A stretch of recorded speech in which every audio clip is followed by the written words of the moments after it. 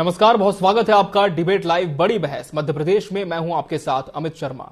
मध्य प्रदेश में बीजेपी और कांग्रेस ने लोकसभा चुनाव के लिए बाड़ा तैयार करने की जद्दोजहद तेज कर दी है। हाल ही में झाबुआ में पीएम मोदी के दौरे से मोटिवेशन में है बीजेपी, तो वहीं अगले सप्ताह राहुल गांधी की 5 दिन मध्य प्रदेश यात्रा से कांग्रेस के भीतर होमवर्क ने गति पकड़ रखी है। बीजेपी ने 100 दिन 100% के सिद्धांत पर ताकत झोंकी है और प्रयोगों की काफी गुंजाइश के साथ आगे बढ़ रही है। कांग्रेस इस बार लोकसभा चुनाव में मध्य प्रदेश की 29 में से आधी सीटों पर युवा चेहरों को उतारने जा रही है। क्या होगी बीजेपी और कांग्रेस की स्ट्रेटजी, किस तरह से बन रही पूरी रणनीति, जानने के लिए देखिए हमारी खास रिपोर्ट, फिर चर्चा की शुरुआत। मध्य प्रदेश के प्रत्येक हितग्राही तक केंद्र सरकार, राज्य सरकार की योजनाओं के लाभान्वित हमारे हितग्राही जो हमारी ताकत है, उनसे संपर्क का अभियान भारतीय जनता पार्टी करेगी। पार्टी ने अपनी लोकसभा की पूरी प्रिपरेशन टिकट वितरण की कर ली है, पैनल्स बन गए हैं, सही समय पे टिकट वितरण होगा।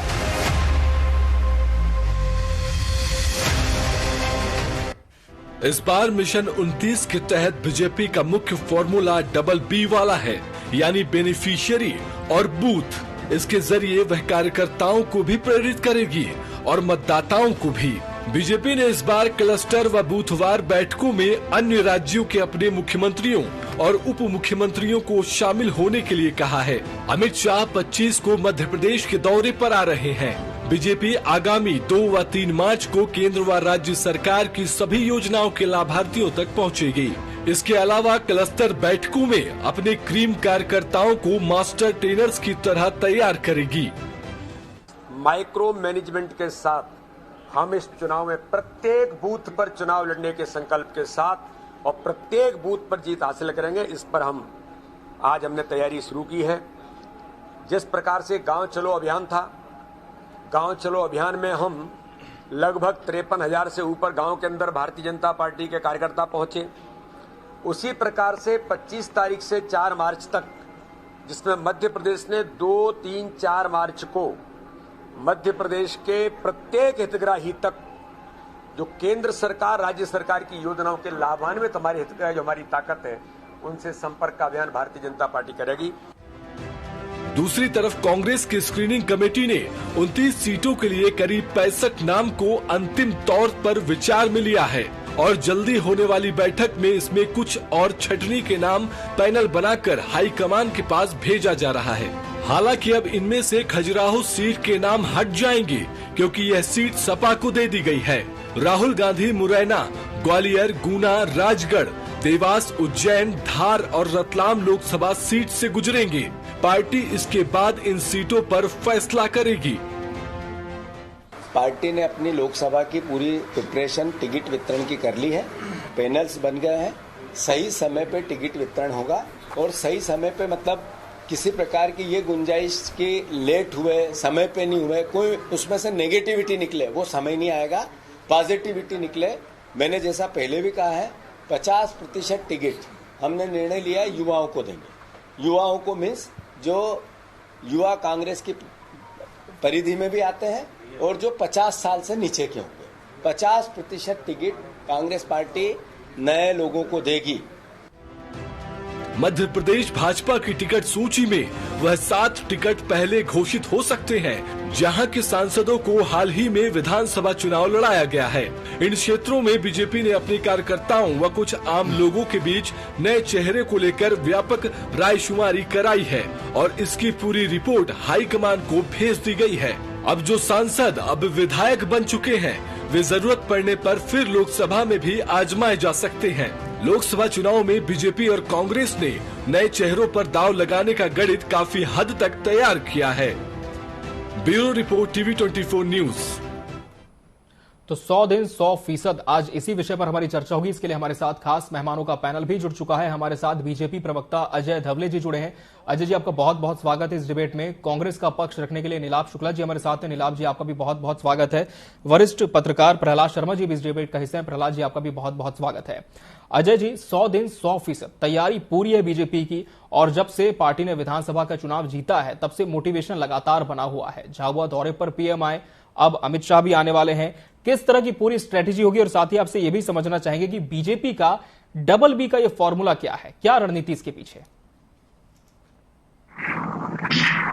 इसके पहले बात तो भारतीय जनता पार्टी की कार्यप्रणाली को आपको समझना पड़ेगा कि भारतीय जनता पार्टी वर्ष के 365 दिन और 24/7 काम करने वाला विश्व का इकलौता दल होगा जहां कार्यकर्ताओं को पूरे समय संगठन के कार्यक्रम आते रहते हैं और जहां जहां हमारी सरकारें होती है उसके साथ में हमारे संगठन मिलकर काम करते रहता है। रही बात मध्य प्रदेश की, आज हम जो प्रासंगिक बात है कि हमारे केंद्रीय गृह मंत्री और भाजपा के पूर्व राष्ट्रीय अध्यक्ष आदरणीय अमित शाह जी का जो मध्य प्रदेश में दौरा बन रहा है और आपका जो आज का विषय है कि डबल बी क्या है, तो वास्तव में भाजपा का डबल बी जो है चुनाव की दृष्टि से ये है कि हमारा पहला बी जो है वो बेनिफिशियरी, जो लाभार्थी है। भारतीय जनता पार्टी की सरकार ने विगत 10 वर्षों में केंद्र की सरकार हो या विगत 20 वर्षों में मध्य प्रदेश की सरकार में जिस प्रकार से जितने ही हितग्राहियों तक भारतीय जनता पार्टी ने सरकार की योजनाएं पहुंचाई हैं, भारतीय जनता पार्टी ने उन लोगों को लाभान्वित करने का काम किया है, उस सभी लाभार्थियों तक की ये पहुंचकर एक ऐसी सरकार के लिए वोट मांगना है जिसने वास्तव में अंत्योदय की संकल्पना को पूरा किया है, जिससे पंक्ति में खड़े अंतिम व्यक्ति तक के लाभ पहुंचा है और योजनाओं का वास्तव में सही मायने में लाभ स्वतंत्रता के बाद में किसी सरकार ने देने का काम किया तो आदरणीय मोदी जी की सरकार है। डीबीटी के माध्यम से वास्तव हितग्राही के खाते में जो पैसे पहुंचे हैं उससे ये आज हम कह सकते हैं कि जो बीच में कभी कांग्रेस के पूर्व प्रधानमंत्री थे वो कहते थे कि मैं अगर 1 रुपया भेजता हूं तो सिर्फ 15 पैसे वास्तव में बेनिफिशियरी के पास में हितग्राही के पास पहुंचते हैं। तो ये जो हितग्राही है जो लाभान्वित हुआ है विगत 10 वर्षों में और यह हितग्राही जो मध्य प्रदेश की सरकार की योजनाओं से लाभान्वित हुआ है विगत 20 वर्षों में, उन तक के पहुंचने का एक प्लान है।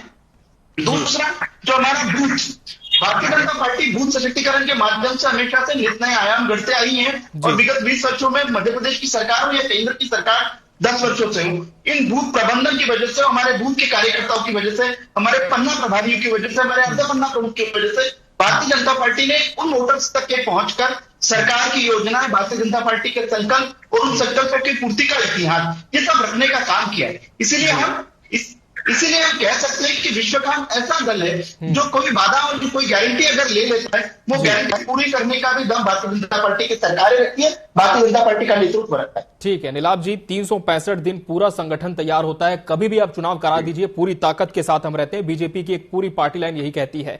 लेकिन जहां तक कांग्रेस की बात है, क्या कांग्रेस इन 100 दिनों में 100% पूरा अपना 100% देने का अभी आत्मविश्वास हासिल कर पाई है? खासकर विधानसभा में जिस तरह से हार मिली थी, लोकसभा का विषय निश्चित तौर पर अलग होता है। क्या तैयारी कांग्रेस की ओर से?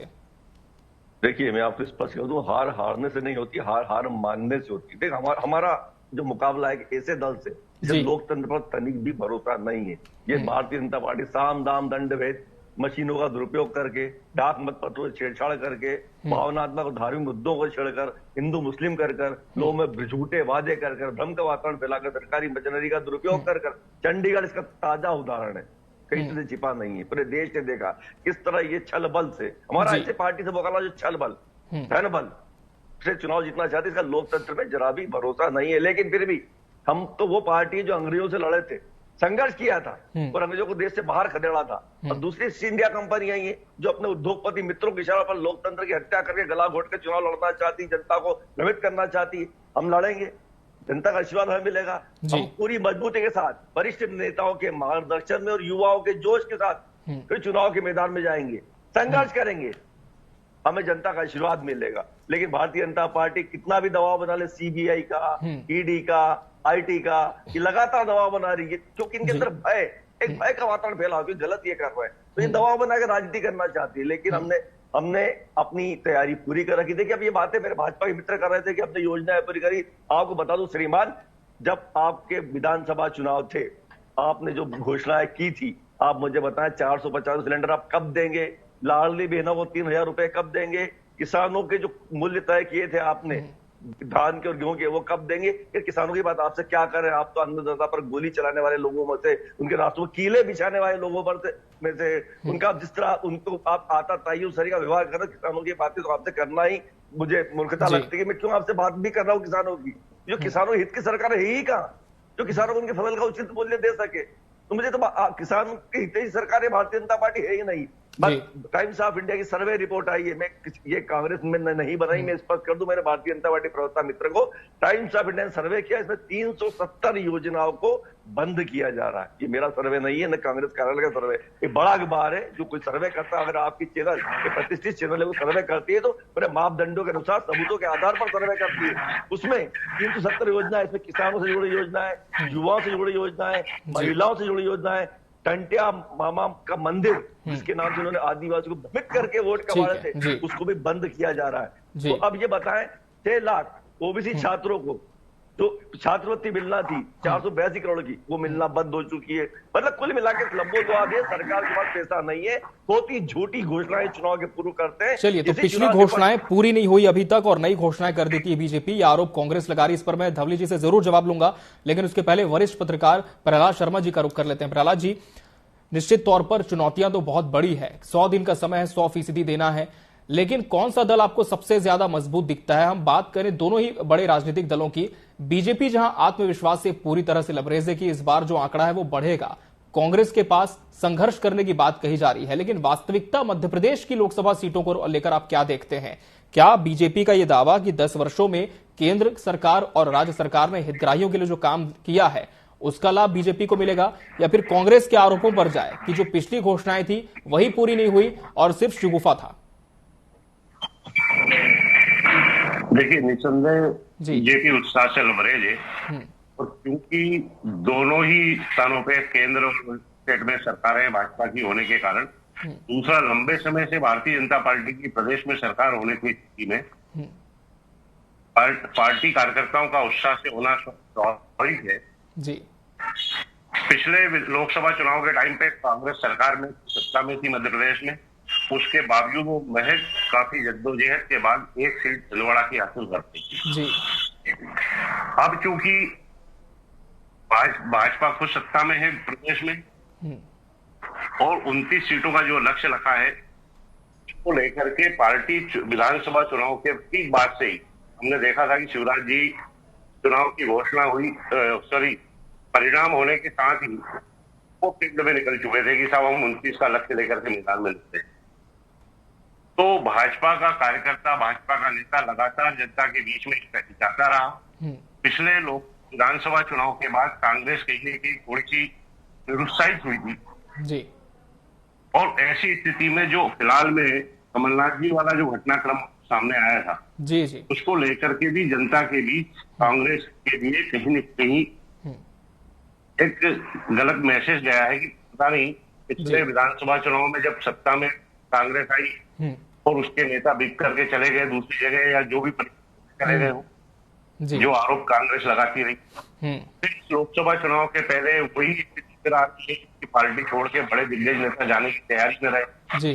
एक अविश्वास की स्थिति जनता के बीच निर्मित होती जा रही है जी। और इस स्थिति को देखते हुए जी, जहां कांग्रेस अभी फिट में नहीं उतर पाई है या राहुल गांधी की यात्रा को लेकर के इंतजार में है, वही भाजपा पूरी तरीके से देख रहे हैं। प्रतिदिन मुख्यमंत्री उसके बड़े नेता कहीं न कहीं कोई बड़े आयोजन में जाकर के सीट जुड़ने का प्रयास कर रहे हैं। तो अगर चुनाव की दृष्टि से देखा जाए तो वर्तमान लोकसभा चुनाव को लेकर के कांग्रेस की तुलना में भाजपा का पलड़ा आज नजर आ रहा है। चलिए अजय जी, तो आप निश्चित तौर पर पत्रकार जी ने बड़ी सकारात्मक बात बीजेपी के लिए कही है कि पलड़ा तो भारी आपकी पार्टी का दिख रहा है, इससे नकारा नहीं जा सकता, लेकिन कांग्रेस का वही आरोप जो जनता के बीच बीच कन्वे करने की कोशिश भी पार्टी के नेता करते हैं कि आपकी जो पिछली घोषणाएं थी आपने वो पूरी नहीं की, फिर आप कोई नई घोषणा कर देते हैं। और साथ ही मेरा दूसरा सवाल यह है कि कांग्रेस ने टिकट वितरण को लेकर अपना एक फॉर्मूला तैयार किया है कि 50% जो टिकट है वो युवा नेतृत्व को दिए जाएंगे। ऐसे में क्या बीजेपी भी इस तरह का कोई फॉर्मूला सेट कर रही है टिकट वितरण को लेकर? अमित जी, दोनों प्रश्नों का उत्तर दे देता हूं। पहला प्रश्न जो आपने कहा कि कांग्रेस के आरोप जी, तो कांग्रेस ऐसे नित नए आरोप भारतीय जनता पार्टी की सरकारों के ऊपर, भारतीय जनता पार्टी के संगठन के ऊपर और मुझे लगता है भारत के ऊपर भी, हम देश के ऊपर भी समग्र रूप से उठाते रहता है। चाहे आप राफेल का मुद्दा हो जो चुनाव में पिछले चुनाव के समय लाया था, फिर आप देश उद्योगपतियों को भेज देने की बात ये करते हो, तो मुझे लगता है कि कांग्रेस को देश के उद्योगपति से प्रेम भी नहीं है। ये उन उद्योगपतियों की बात करते थे, हम देखिए फाइजर की वैक्सीन का समर्थन कौन करता था, लेकिन हम बात करते थे कि इंडिया मेड वैक्सीन की बात होगी, भारत के उद्योगपति वैक्सीन बनाएंगे, वो हम भारतवासियों को देंगे। ये भारतीय जनता पार्टी की सरकार ने आदरणीय मोदी जी के नेतृत्व में विश्व को भी वैक्सीन पहुंचाने का काम किया, लेकिन ये विदेशी वैक्सीन का समर्थन करते थे।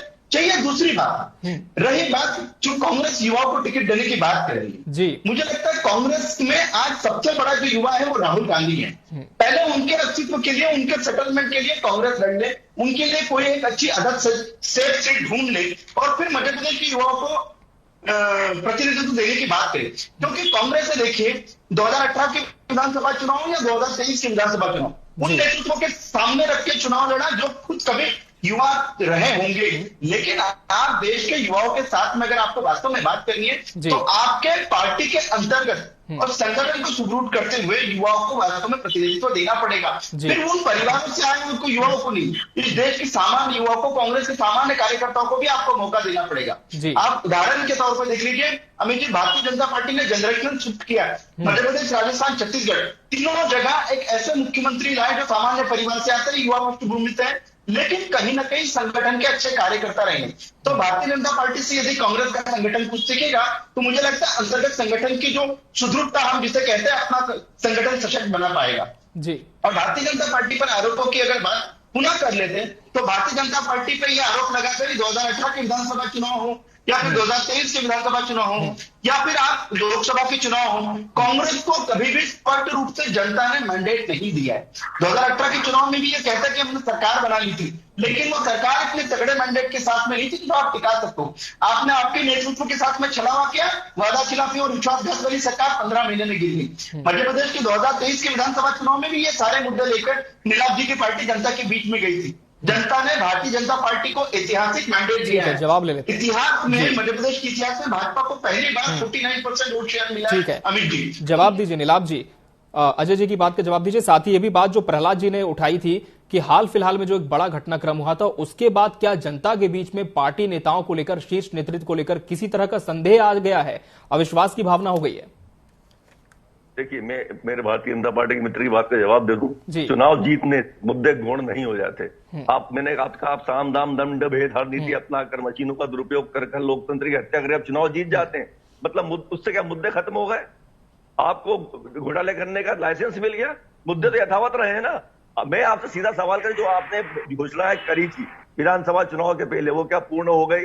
मैंने आपको लंबी फेरिस्त दी, आप कह रहे हैं आरोप लगा रहे, मैंने आपसे स्पष्ट कहा मैं आरोप नहीं लगा रहा हूं, एक बड़े समाचार पत्र की रिपोर्ट है, लगातार रिपोर्टें आ रही है। अभी तक ओबीसी छात्रों को छात्रवृत्ति रोक दी गई है, जो कोरोना में बच्चे अनाथ हुए उनको 9 महीने से छात्र पेंशन नहीं मिली है, दिव्यांगों को पेंशन नहीं मिली, विधवाओं को पेंशन नहीं मिली, क्योंकि आप पे अतिरिक्त कर्ज का भार है। लगातार एक सरकार प्रतिदिन कर्ज पे कर्ज लेती जा रही, प्रत्येक व्यक्ति पर आज 50,000 रुपया कर्ज है। तो आप ये घोषणाएं जो कर रहे हैं, झड़ी लगा रहे घोषणाओं की, ये पूरी कहां से करेंगे? उसका आपका कोई विजन है कि आप झूठ और भ्रम फैला के जिस तरह आपने सरकार बना ली दोबारा और आप सब योजनाओं को बंद कर रहे हैं, आप जब फिर लोकसभा में फिर घोषणा करेंगे पूरी कैसे करेंगे? आप कहते हैं मोदी जी की गारंटी, चलिए मैं उस पर बात करता हूं। चुनाव जीतना हारना का अलग विषय हो गया, आप तो सब हथकंडे अपना चुनाव जीत लिए। मोदी जी ने जो गारंटी दी थी उसका क्या हुआ? प्रति वर्ष 2 करोड़ नौकरी देने की मोदी जी ने ही गारंटी दी थी, उसका क्या हुआ? हवाई चप्पल पहनने वालों को हवाई जहाज में घुमाने की गारंटी मोदी जी ने दी थी, उसका क्या हुआ? एक के बदले 10 सर लाने की बात मोदी जी ने ही कही थी, उसका क्या हुआ? चीन को लाल लाल आग दिखाने की बात मोदी जी ने कही थी, आज चीन सीमाओं पर कब्जे कर रहा है। महिला सुरक्षा की बात मोदी जी ने कही थी, लेकिन मणिपुर में महिलाएं निर्वस्त्र हो रही, आज तक घटनाएं नहीं रुक रही है, उसका क्या हुआ? आपके सांसद महिला खिलाड़ियों के साथ अत्याचार करते हैं, उन्हें आप अपने बगल में बिठाते हैं। फिर महिला सुरक्षा की आप बात कैसे कहते हैं? किसानों की दुगनी आय की बात मैंने नहीं, मोदी जी ने ही कही थी, कांग्रेस ने नहीं कही थी। आज किसानों पर आप गोलियां चला रहे हैं, उनके रास्तों में कीले बिछा रहे हैं, उसका क्या हुआ? सबके खातों में 15-15 लाख की बात तो आपने खुद ने स्वयं ने जुमला साबित कर दी। नोटबंदी के फायदे आप आज गिना दीजिए, अनियोजित लॉकडाउन में जो सड़क पे मजदूरों की मौतें हुई है उसका क्या हुआ? जी ठीक है, प्रहलाद जी की बात का भी जवाब दे दीजिए नीलाभ जी की, क्या जनता के मन में किसी तरह का अविश्वास आया है? पार्टी के नेता क्या फिर शिफ्ट हो सकते हैं? जिसकी पुरानी गारंटी पूर्ण हुई है उसकी गारंटी मानी जाती है। आप मोदी की गारंटी का पर्चा लेके गांव-गांव निकल गए, अरे पुरानी गारंटी का क्या हुआ? उसका जवाब मैं जानना चाहता हूं आपसे। अब आप कहेंगे जनता ने हमें मैंडेट दिया, उससे मुद्दे खत्म नहीं हो जाते, मुद्दे गौण नहीं हो जाते। चलिए, इस बात का जवाब तो नहीं मिला, लेकिन फिर से मैं प्रहलाद जी का रुख करूंगा। प्रहलाद जी, राम मंदिर एक बड़ा विषय है जिसे बीजेपी ने विधानसभा चुनाव में भी भरपूर भुनाया और लोकसभा चुनाव में भी इसकी बानगी देखने को मिल रही है। प्रहलाद जी, आप सुन पा रहे हैं मुझे? आपको मेरी आवाज मिल पा रही है प्रहलाद जी? आवाज कट रही है जी, अब आपको मेरी आवाज मिल रही है स्पष्ट? हाँ बिल्कुल है जी। प्रहलाद जी, सवाल यह है कि राम मंदिर जैसा एक बड़ा विषय है जिसकी बानगी विधानसभा चुनाव में भी देखी गई, लोकसभा चुनाव में भी ये पूरा विषय अभी छाया हुआ है। इसके अलावा यूसीसी की हम बात करें, सीए की बात करें, जो देशव्यापी मुद्दे छाए हुए हैं, तो निश्चित तौर पर लोकसभा चुनाव में केंद्र के विषय रहते हैं, राज्यों में भी प्रभावित होते हैं। लेकिन मध्य प्रदेश में इस बार कोई ऐसा विषय आप देख पा रहे हैं कि जो बीजेपी को मजबूती दे रहा है, लेकिन कांग्रेस उससे कहीं ना कहीं बैकफुट पर है?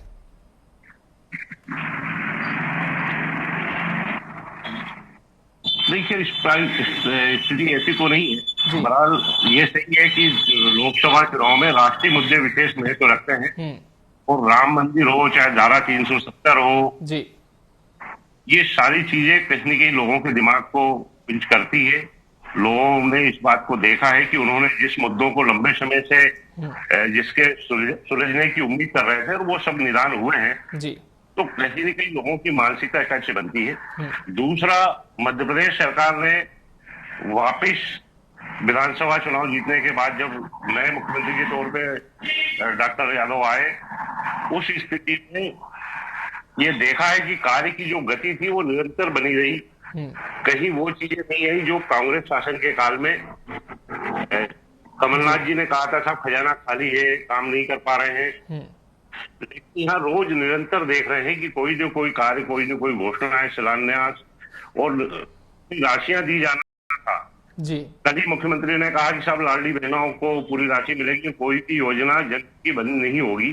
तो ये कहीं जनता में एक सीधा मैसेज जाता है कि साहब जो है सरकार अगर दोनों स्तर पे वही रही, यहाँ भाजपा की सरकार है, अगर सेंट्रल में भाजपा की सरकार आती है तो कार्य की गति और विकास को और गति मिलेगी। कहीं न कहीं लोगों के दिमाग में ये बातें भी आती है क्योंकि वो स्थानीय स्तर पर देख चुके हैं कि अगर प्रदेश में सरकार किस दल की है और स्थानीय नगरीय निकाय हो चाहे जिला पंचायत हो, अगर वो कहीं दूसरे दल के होते हैं तो किस तरह की समस्याएं का सामना करना पड़ता है। इन चीजों से स्थानीय स्तर पर वाकिफ होते हैं। उस चीज का कहीं न कहीं जो है इफेक्ट चुनाव के दौरान है। और चूंकि लोकसभा चुनाव में कोई स्पष्ट एक दल ऐसी स्थिति में नजर नहीं आ रहा है कि लोग बड़े दल मिलकर के सरकार बना सकते हैं। इतने सारे दलों का संगठन इकट्ठा होने के बाद लोग इसके पहले की स्थितियां देख चुके हैं। उन हालातों को देखते हुए कि एक स्थायी सरकार के नतीजे क्या होते हैं, परिणाम क्या होते हैं, कार्य कैसे मिलती है, इस सारी चीजों को जो है उसका भी कहीं न कहीं इफेक्ट बिल्कुल तो इन तमाम विषयों का भी कहीं ना कहीं प्रभाव इस पूरे चुनाव में देखा जाएगा। बहरहाल देखना होगा कि पक्ष और विपक्ष अपनी बातों को कितनी मजबूती के साथ जनता के बीच रख पाते हैं। समय हमारे पास इतना ही था। आप तीनों मेहमानों का बहुत बहुत शुक्रिया हमसे इस डिबेट में जुड़ने के लिए और इसका हिस्सा बनने के लिए आपका बहुत धन्यवाद। इसी के साथ बड़ी बहस डिबेट लाइव मध्य प्रदेश में आज के लिए फिलहाल इतना ही। मुझे और मेरी टीम को दीजिए इजाजत। नमस्कार।